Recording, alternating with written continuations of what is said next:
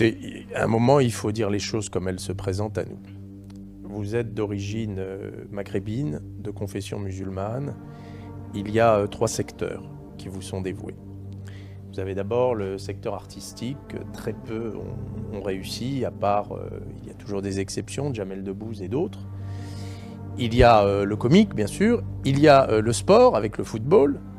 Vous avez un certain nombre de représentants aujourd'hui, que ce soit Zinedine Zidane, Benzema et tant d'autres qu'on pourrait citer, et mon ami Hatem Ben Arfa, bien sûr. Et puis vous avez surtout, dans le bas de la hiérarchie sociale, vous n'avez pas un livreur de pizza, vous n'avez pas un chauffeur de Uber qui ne soit pas noir ou musulman, ou noir et musulman d'ailleurs.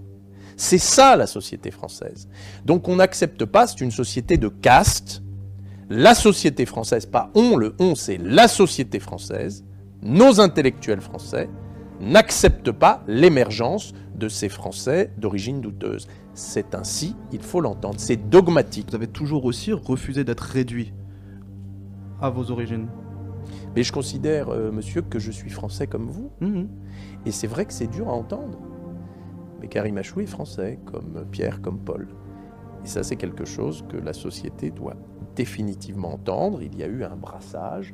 Je ne suis pas venu par Calais, n'est-ce pas? Je suis né à Boulogne.